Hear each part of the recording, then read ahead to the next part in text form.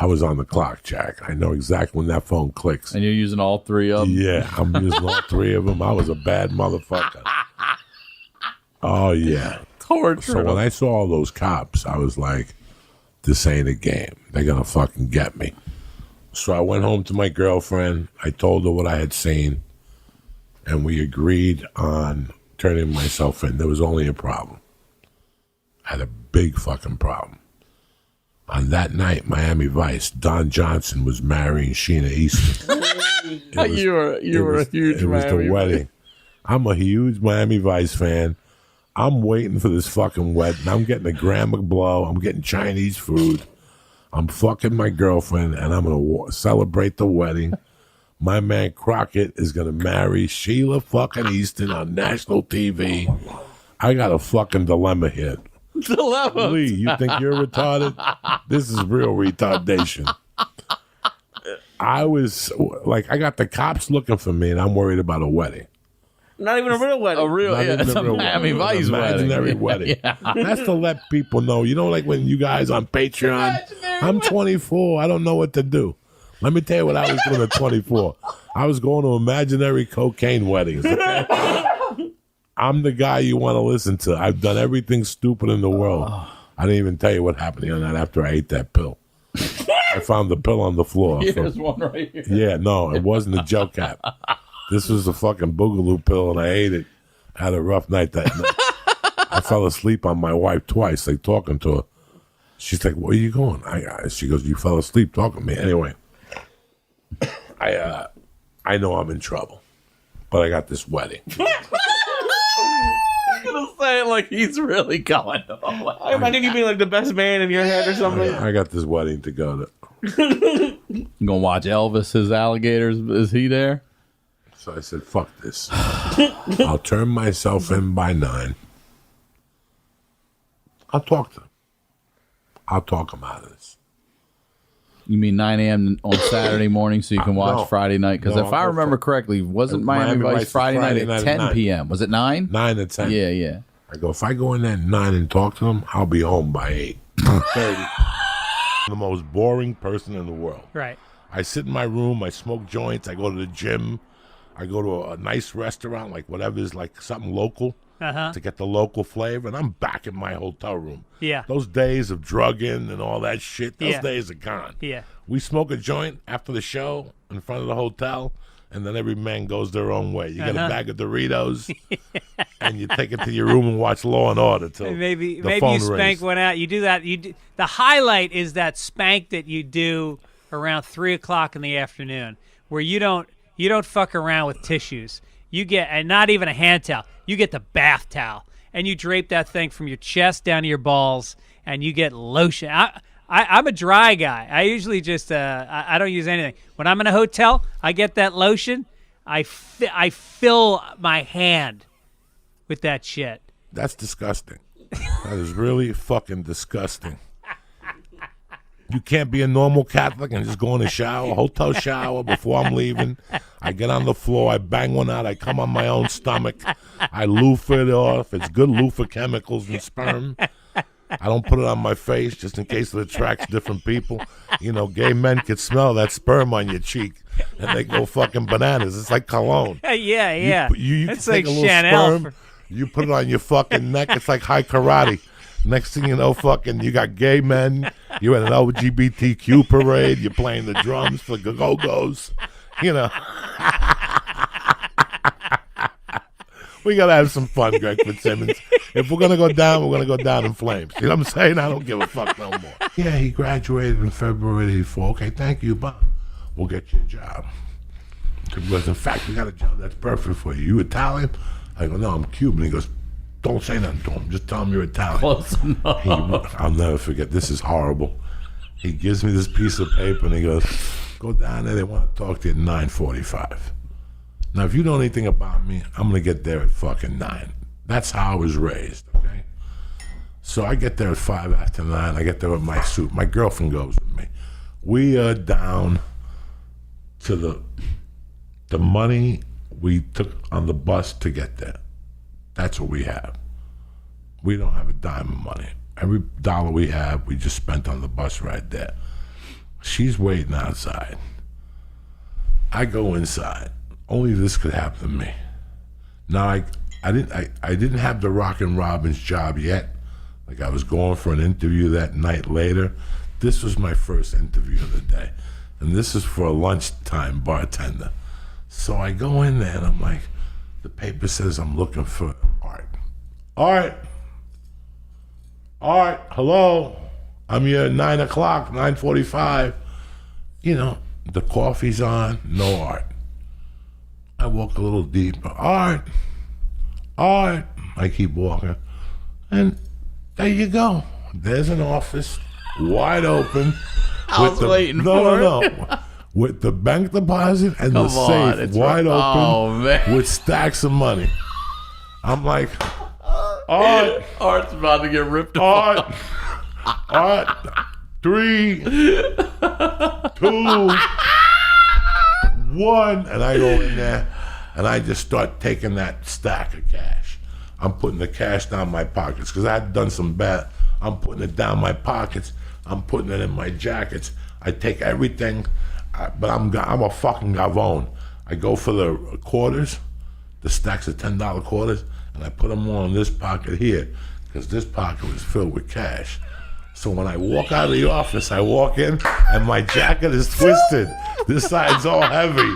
It's all twisted. I walk out and the guy's like, hey, what are you doing here? I'm like, I'm looking for Steve. He's like, Steve? We got no Steve here. I'm Art. I thought you were my 9:45. I go, no. I'm not looking for a job. My friend told me to meet him here. He goes, oh, I'm sorry. What restaurant? I go, I think it's Emilio's. He goes, I think that's down the corner. And I walked out of there. And that's when I heard him go, come back. And by that time, I grabbed my girlfriend and we just took off. 20s were flying out of my jacket. We're running up the fucking hills of San Francisco. We finally see a bus, and we get on the fucking bus, and we jump on it. Whew, we get to the back. We're like, was that close? She goes, what the fuck just happened? I go, let me tell you what just happened. I start giving her like $100 in quarters, and I'm taking 20s out of every fucking suitcase I got, every package. And all of a sudden we counted up, I don't know, $1,000. We put it in our pocket. She had 100 in quarters. And as I'm getting off the bus, a little old lady goes, whose $20 bill is this? And I go, it's mine, but fuck it, you take it for good luck. She goes, God bless your soul. And I made a score. Thanks. Sorry you had to cancel the Cuba trip. They were waiting for you. Yeah, I know. Thanks for setting that up, but we'll get there. We'll get there. My aunt was going to get your dick sucked by the best dick sucker in Cuba. She's 58, and she's missing like 8 teeth. And they say she rubs them with a little gummies, and she plays congas at the same time. They had plans for you, but I'm sorry. Best blowjob in Cuba. She's 58, 59. It's like an hour ordeal. You leave there, you file for divorce immediately. Because she lets you know what a blowjob is. She twists your dick around. She uses it like one of those wrist things. You know those wrist pumps you had in the fucking 70s? I'm getting my wrist stronger. She twists your dick around and she tongue licks your balls at the same time and sticks a finger up your ass. It's tremendous. The best blowjob in Cuba. You missed it. I think I read about it in TripAdvisor. Yeah. Yes, it's the best. 10 stars. She's not that good looking, but once she starts sucking, forget about it. She juggles your balls. She takes. I heard she pokes your balls with 2 fingers like an eye poke. It's tremendous. I have to try it myself. I keep forgetting. Shaves her eyebrows and looks you right in the eyes the whole time. Oh my god! And she lets you shave an eyebrow while you're getting your dick sucked. Pluck her eyebrows. She likes pain. You know what I'm saying? So they go see the kitchen guy. He's looking for help. So the kitchen guy was a black dude, maybe 6'6", 310 pounds, retired fucking Marine, whatever he was. He was retired from the service. This guy did not mess around. His name is Mr. Yardborough. Big brother, big burly brother. Looked like the coach of Georgetown. Remember the old coach of Georgetown? He looked just like that. Just like that dude. I love that. I love that motherfucker. He used to coach Patrick Ewing. Yeah, I love that. I can't even believe I can't remember John Thompson. What the fuck's his name? Yes, Mr. John Yarborough. Thompson. So Mr. Yarborough says to me, I go in there and I had my file, my paperwork in my hand that the counselor gave me. He goes, give this to the kitchen guy. So I gave it to him and he looks at it, he goes, Jose Diaz. He goes, you look like a baker. Because you look Italian. What nationality are you? I go, I'm Cuban, sir. He goes, Cabano. That's good. You people put good seasonings in the food. He goes, I want you to be my baker. He goes, have you ever baked before? I go, never. He goes, well, there's instructions there. Your first job is cinnamon muffins. I can't believe that you're in prison on kidnapping charges and you're about to bake cinnamon muffins. So, Joe, you are one of a kind, man. There ain't nobody like you. So there's another kid. Shit. There's another kid who got there with me, who he also made a baker. And this kid and me became tight. He was a white kid. He came from a good family. And he went out and got drunk one night and killed 2 old people. Oof. This kid was like, who can I compare him to? Like, just think of somebody that like Simone? never. Yes. And just he was like Steve Simone. Yeah, made a mistake. Made one mistake. He was a college kid. I'll never forget him because he was so scared. And I had to like hold him and tell him, you're going to be fine. Nobody's going to mess with you. We're in the kitchen now, you know? And we both got sentenced like the same, like, you know, around the same time. We both ended up in the kitchen. And he knew a little more than me about baking. That's all I know. And I was a little older than he was. He was a real college kid. And we were making the cinnamon. We had to get there the next morning at like 4.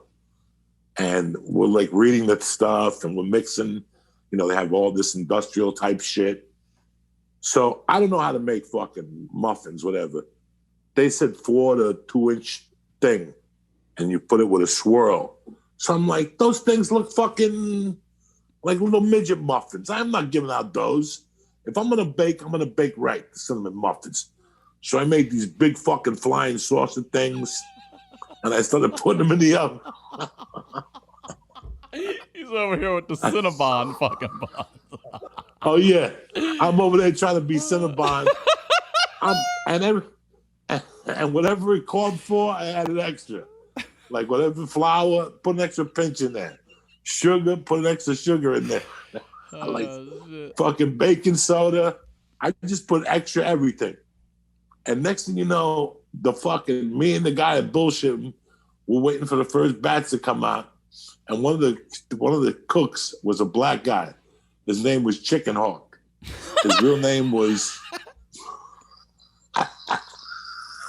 I love the nicknames.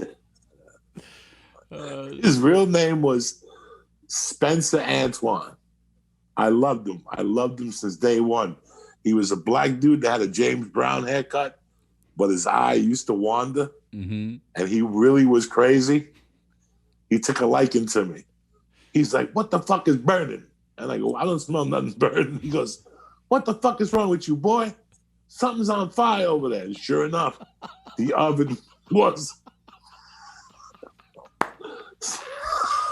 You like setting the fire in the prison kitchen, dude. You're too much.